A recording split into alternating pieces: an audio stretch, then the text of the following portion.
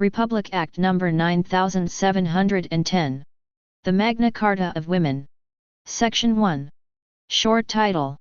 This Act shall be known as the Magna Carta of Women. Section 2. Declaration of Policy. Republic Act No. 9710, also known as the Magna Carta of Women, is a comprehensive law that seeks to eliminate discrimination against women in all aspects of Filipino society. Section 2 of the law sets out the policy of the state towards women, which includes the following. 1. The recognition, protection, fulfillment, and promotion of the rights of women, particularly those belonging to the marginalized sectors of society, such as the poor, indigenous peoples, rural and urban poor, women with disabilities, women in detention, and others. 2. The recognition of the equal rights and opportunities of women and men in all spheres of social, economic, cultural, political, and civil life, including the right to participate fully in all aspects of development. 3. The promotion of women's empowerment and gender equality, through the provision of equal access to resources, services, and opportunities, as well as the removal of all forms of discrimination and violence against women. 4. The adoption of measures to address the gender-specific needs and concerns of women, such as reproductive health and rights, maternal and child health, education, employment, and livelihood, among others. 5. The recognition of the important role of women in nation building and the development of the country, and the promotion of their active participation in decision-making processes at all levels. Overall, Section 2 of the Magna Carta for Women emphasizes the importance of gender equality and women's empowerment in the development of the country, and the need to address the unique needs and concerns of women, particularly those who are marginalized and disadvantaged. Section 3 of the Magna Carta for Women explains the principles of human rights of women.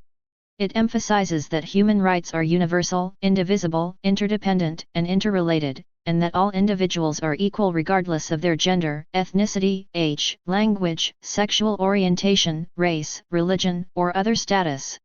The section also highlights the right of individuals to participate in decision-making processes that affect their lives and the responsibility of states to comply with international human rights standards and provide redress for violations. Section 4. Definitions. Women empowerment refers to the provision, availability, and accessibility of opportunities, services, and observance of human rights which enable women to actively participate and contribute to the political, economic, social, and cultural development of the nation, as well as those which shall provide them equal access to ownership, management, and control of production, and of material and informational resources and benefits in the family, community, and society. Discrimination against women refers to any gender-based distinction, exclusion, or restriction which has the effect or purpose of impairing or nullifying the recognition, enjoyment, or exercise by women, irrespective of their marital status, on a basis of equality of men and women, of human rights and fundamental freedoms in the political, economic, social, cultural, civil, or any other field. Marginalization refers to a condition where a whole category of people is excluded from useful and meaningful participation in political, economic, social, and cultural life.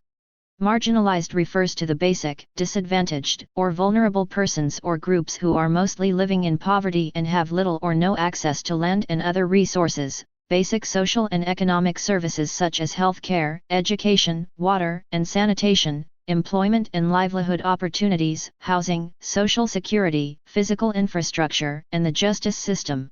Substantive equality refers to the full and equal enjoyment of rights and freedoms contemplated under this Act. It encompasses de jure and de facto equality and also equality in outcomes. Gender equality refers to the principle asserting the equality of men and women and their right to enjoy equal conditions, realizing their full human potentials to contribute to and benefit from the results of development, and with the state recognizing that all human beings are free and equal in dignity and rights. Gender equity refers to the policies, instruments, programs, services, and actions that address the disadvantaged position of women in society by providing preferential treatment and affirmative action. Such temporary special measures aimed at accelerating de facto equality between men and women shall not be considered discriminatory but shall in no way entail as a consequence the maintenance of unequal or separate standards.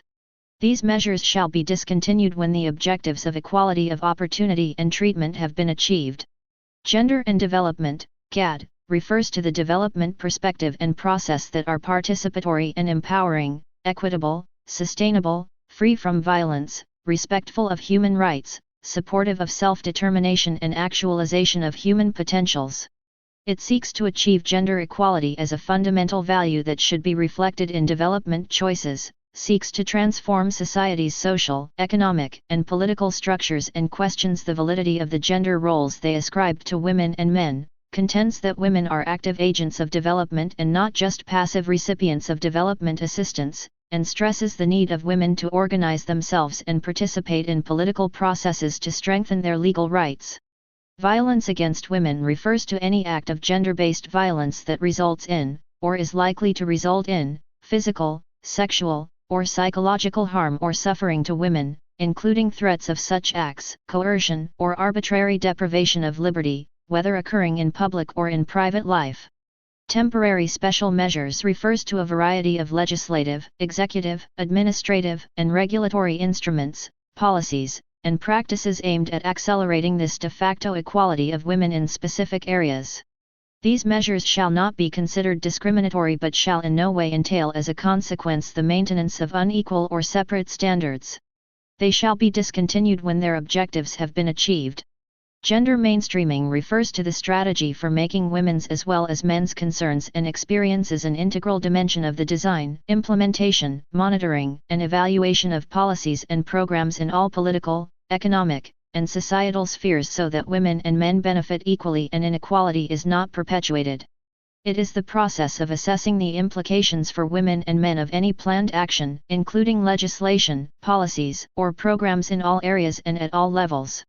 Women in the military refers to women employed in the military, both in the major and technical services, who are performing combat and/or non-combat functions, providing security to the state, and protecting the people from various forms of threat.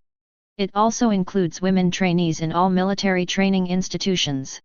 Social protection refers to policies and programs that seek to reduce poverty and vulnerability to risks and enhance the social status and rights of all women, especially the marginalized, by promoting and protecting livelihood and employment, protecting against hazards and sudden loss of income, and improving people's capacity to manage risk. Its components are labor market programs, social insurance, social welfare, and social safety nets. The Magna Carta of Women is a comprehensive women's rights law in the Philippines that was signed into law in 2009. Its official name is Republic Act No. 9710, and it is also known as the Philippine Magna Carta of Women. The law is designed to promote and protect the rights of women in the Philippines and to eliminate discrimination against them.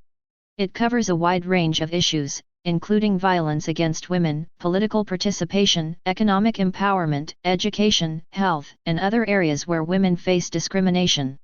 The Magna Carta of Women is a landmark law in the Philippines and is considered one of the most comprehensive women's rights laws in the world. It has helped to raise awareness of women's rights and has provided important legal protections for women in the country.